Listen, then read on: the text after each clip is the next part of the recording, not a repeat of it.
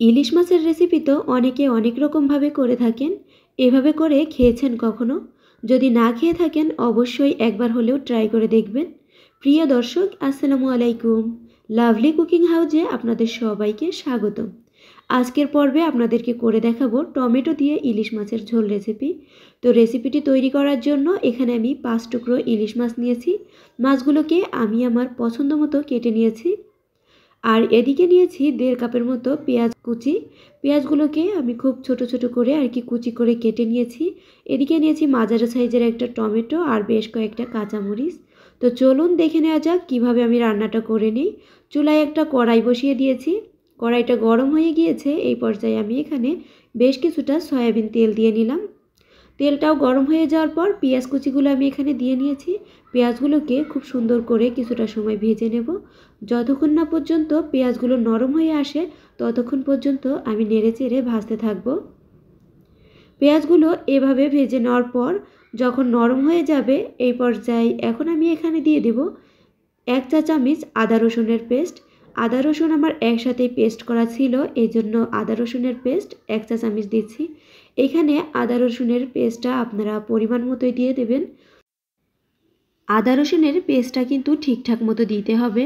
আদা রসুনের পেস্ট যদি খুব বেশি দিয়ে দেন এতে করে ইলিশ মাছের স্বাদটা পুরোপুরি চেঞ্জ হয়ে যাবে। এখন আমি এই পর্যায়ে এখানে দিয়ে দিচ্ছি 1 চা চামচ লবণ, আর দিয়ে দিচ্ছি 1 চা চামচের একটু কম হলুদের গুঁড়া, আর দিয়ে দিব লাল মরিচের গুঁড়া। ঝালটা আমি আমার পছন্দ মতো দিয়ে দিয়েছি, আপনারা আপনাদের পছন্দ অনুযায়ী কমিয়ে বা বাড়িয়ে দিতে পারেন। এখন সবগুলো উপকরণ আমি নেড়ে চেড়ে কিছুটা সময় ভেজে নেব। এই মশলাগুলো কিন্তু খুব বেশি সময় নিয়ে ভাজা যাবে না, এতে করে পুড়ে যাওয়ার সম্ভাবনা থাকবে।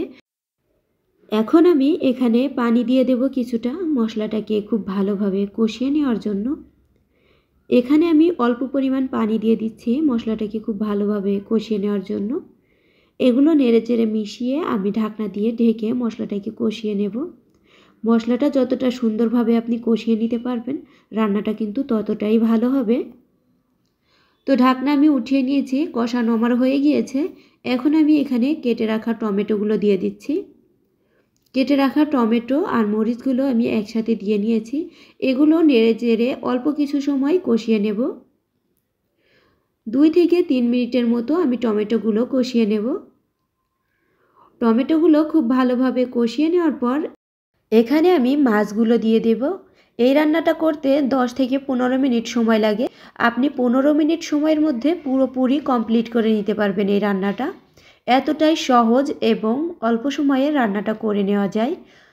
তো আমি মাছগুলো দিয়ে নিয়েছি, এখন খুব ভালোভাবে নেড়েচেড়ে মিশিয়ে দিচ্ছি। এগুলো মশলার সাথে খুব ভালোভাবে নেড়েচেড়ে মিশিয়ে দিতে হবে। এভাবে করে মাছগুলোকে আমি 3 থেকে 4 মিনিট কষিয়ে নেব। এতে করে মাছগুলো খুব ভালোভাবে কষানো হবে এবং মশলাগুলো মাছের মধ্যে খুব ভালোভাবে ঢুকে যাবে। আমরা তো অনেকেই অনেকভাবে ইলিশ মাছের রেসিপি করে থাকি, এভাবে একবার ট্রাই করে দেখবেন। মাশাআল্লাহ, খেতে অনেক বেশি ভালো লাগে।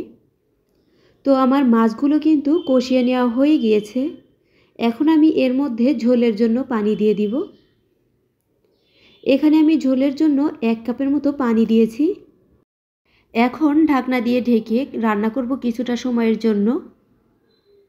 তো আমি ঢাকনা দিয়ে ঢেকে দিয়েছি। ঢাকনা উঠিয়ে আমি আবারও নেড়েচেড়ে দিব। ঝোলের পানি দেওয়ার পর রান্না করতে কিন্তু খুব বেশি সময় লাগে না। আমি 5 থেকে 7 মিনিট এখন রান্নাটা করে নিব, তাহলেই আমার রান্নাটা পুরোপুরি কমপ্লিট হয়ে যাবে। তো দেখুন আমার রান্নাটা কিন্তু অনেকটাই হয়ে আসছে। এদিকে মাছগুলো খুব ভালোভাবে সিদ্ধ হয়ে গিয়েছে। আমি আবারও ঢাকনা দিয়ে ঢেকে দিয়েছি। ঢাকনা উঠিয়ে আমি একটু নেড়েচেড়ে দিব। এই পর্যায়ে আমি এখন এখানে গাছ থেকে তুলে আনা ফ্রেশ ধনেপাতা কুচি দিয়ে দিচ্ছি কয়েকটা। এতে করে খুব সুন্দর একটা ফ্লেভার বের হবে। ধনেপাতাগুলো আমি নেড়েচেড়ে মাছের সাথে খুব ভালোভাবে মিশিয়ে দিচ্ছি। এখন আমি আবারও ঢাকনা দিয়ে রান্না করে নেব কিছুটা সময়ের জন্য। ঢাকনা দিয়ে আমি 1 থেকে 1.5 মিনিট রান্নাটা করে নেব, তাহলেই আমার রান্নাটা কমপ্লিট হয়ে যাবে। প্রিয় দর্শক, এখনও যারা আমার চ্যানেলটিকে সাবস্ক্রাইব করেন নাই প্লিজ সাবস্ক্রাইব করে রাখবেন। পরবর্তী ভিডিও দেখার জন্য নোটিফিকেশন অন করে রাখবেন। আমি আপনাদেরকে একদমই সাদামাটাভাবে ইলিশ মাছ রান্না করে দেখালাম। আর ইলিশ মাছে কিন্তু খুব বেশি মশলার প্রয়োজন হয় না। ইলিশ মাছ এভাবে সাদামাটাভাবে রান্না করলে খেতে অনেক বেশি ভালো লাগে। আপনি যদি এখানে খুব বেশি মশলা দেন, এতে করে ইলিশ মাছের পুরো স্বাদটাই নষ্ট হয়ে যাবে। তো দেখুন আমার রান্নাটা প্রায় শেষের দিকে।